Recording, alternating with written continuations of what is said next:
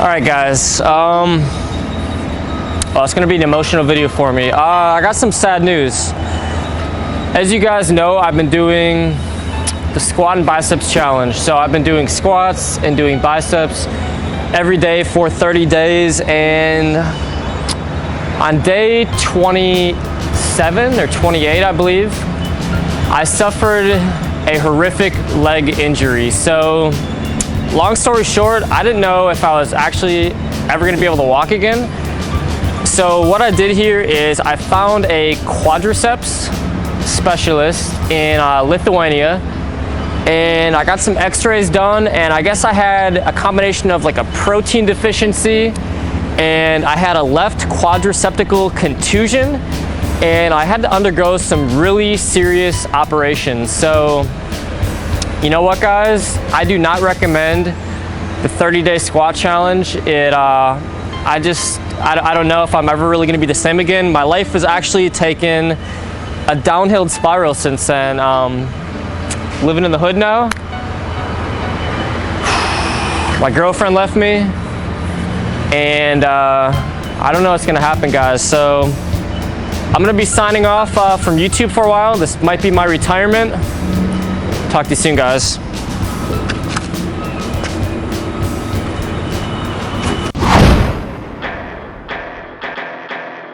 Psych! Just kidding, guys.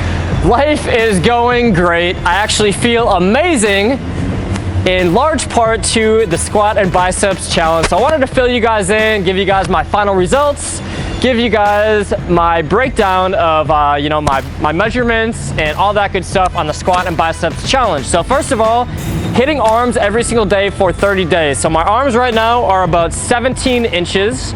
So they're a shade under 17 inches. I think all in all, I only gained about like 1/8 of an inch, or maybe slightly less than 1/8 of an inch. So not the results I really wanted in my arms, but my legs, on the other hand, had major improvements. So I actually gained about 30 pounds on my raw back squat. That's with like no belt, nothing, just my raw back squat. So I gained about 30 pounds on that, and I actually gained an entire inch on my thighs. So that's just measuring, the circumference on my thighs. So legs are actually getting there, getting to be slightly respectable. So I think I'm at 24.5 inches. So obviously, a large part on why I did this was I felt like my upper body was way ahead of my lower body, but I can honestly say now I absolutely love training legs. And my feedback on if I should do arms every day and legs every day going forward, I'm actually going to lay off both. I felt like I could not make my arms sore. So it's crazy. Just doing arms every single day, I felt like I was just like breaking down all the glycogen in my arms, and it was really tough to train my arms at maximum intensity every single day. And I felt like they weren't getting any bigger, they weren't getting stronger. But towards like weeks 3 and 4 of the squat challenge, I was actually seeing some amazing results with my squats. So it felt like every single day I would go in the gym, and I felt like I was squatting more and my lower body was stronger, and I was starting to just feel like an animal, and I just started to want to attack that squat rack. So what I was doing was I would go to the gym first thing in the morning and I would do squats, and I just felt like I had so much energy all day. I think in large part was due to the fact that, you think about your lower body and the muscle groups you're hitting with squats. And I was also throwing in deadlifts, I was doing lunges, I was doing leg press, I was doing a lot of other stuff. But you think about it, 3 of the 5 largest muscle groups in your body, you got your quadriceps, quads, hamstrings, and you got your booty muscles, your glutes. Those are actually 3 of the 5 largest muscle groups in your body. And what is the best way to increase your testosterone and your anabolic hormones? It is to train your body's largest and strongest muscle groups. And that was what I was doing every single day on the squat and biceps challenge. So just doing squats, doing biceps, doing deadlift, doing lunges, doing all those exercises. I'm hammering out maximum intensity sets on my body's largest and strongest muscle groups, and I started to feel more energy, and I felt like everything across the board was increased. So I definitely felt a surge of healthy testosterone. So if you guys are looking to increase your energy levels, you guys are looking to just pack on muscle mass all over, feel like a beast, I definitely recommend training your lower body and just seeing what you can do. Don't be dumb. I went into this with some years of experience, so I don't recommend the squat and biceps challenge if you've, say, only been working out for 6 months or 8 months. I've obviously been in the gym most of my adult life, so I felt like my body could definitely handle it. But if you think about just in terms of, say, from evolution, we've been, you know, you're on your legs almost from the time of birth.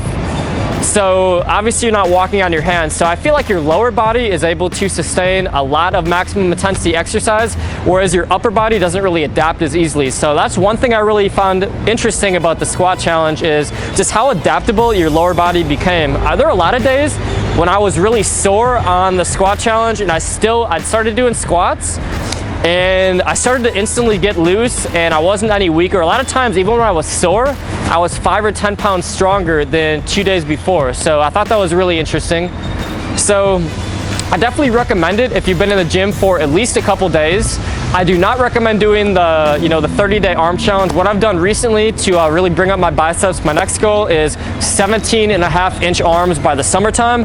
I'm just going to annihilate my arms, but only twice per week. I'm gonna make sure I get at least 3 to 4 days rest between my arm workouts. I'm really gonna focus on like squeezing, focus on that eccentric portion on my repetitions. And I got some really cool videos on bicep exercises coming up, because I know for me, biceps are definitely a weak point. I train them a lot, but I haven't got the results I've got in, say, like my delts and my chest and my traps and other muscles. So got some really interesting stuff coming your way with that.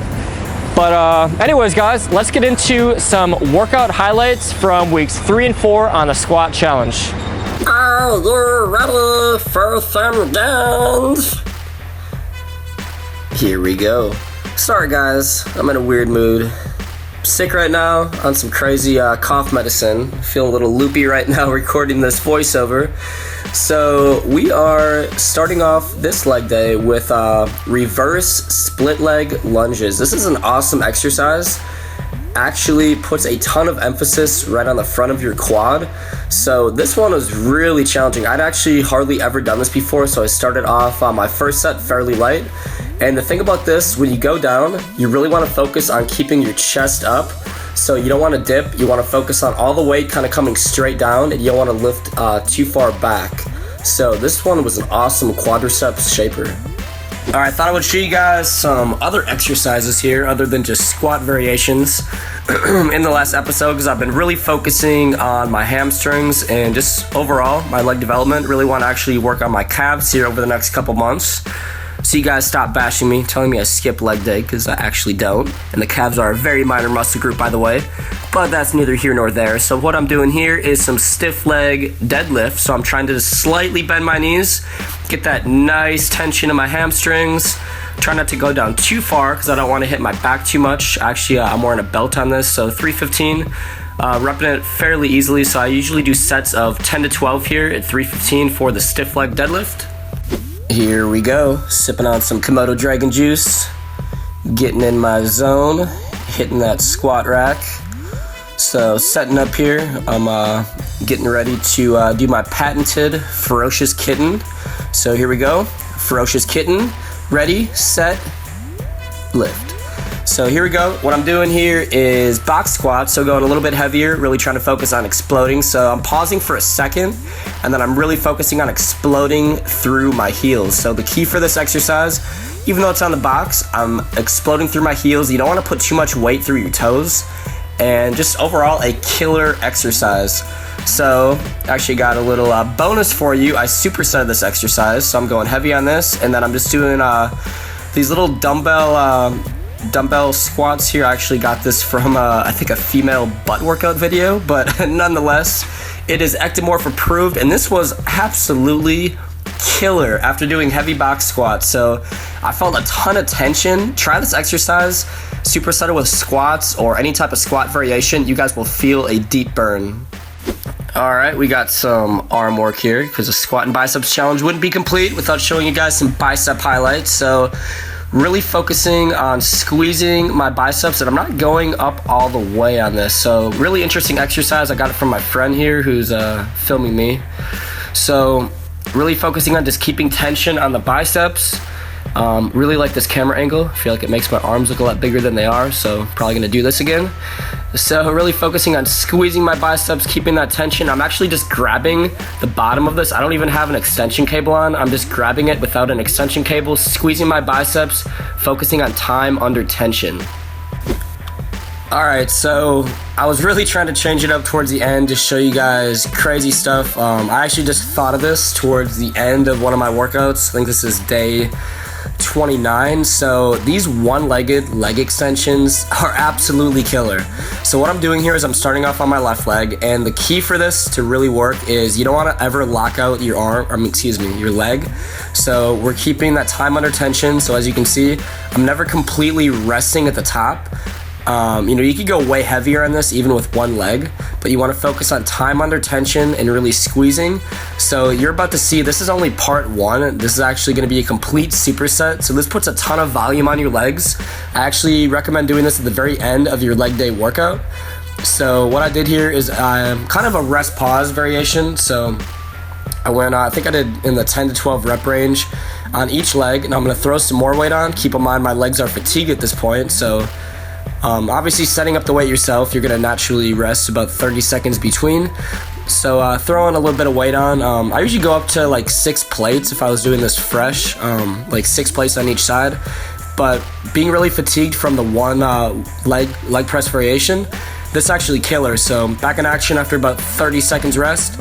So same concept, I'm just trying to go time under tension here. I'm really making sure I'm not resting at the top. Excuse me guys, I know I sound like a swole lesbian or something right now. So here we go, focusing on that time under tension.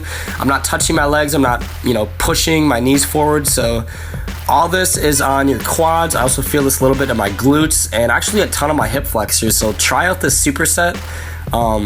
Really beneficial towards the end of your leg day workout. Dunking video coming soon. In the meantime, thought I'd show you guys a little box jump. That is a 47-inch box jump. Alright guys, those were highlights from weeks 3 and 4 of the 30-day squat and biceps challenge. If you guys are looking for more great tips on how to bulk up and gain lean muscle mass, head on over to weightgainnetwork.com. See you there guys. I'm on day 8 of the no basic squat and bicep challenge. As you can see, I'm hyped up, ready to tackle the gym here. It's about 8:30 p.m. on a Tuesday night. I think it's Tuesday, December 8th.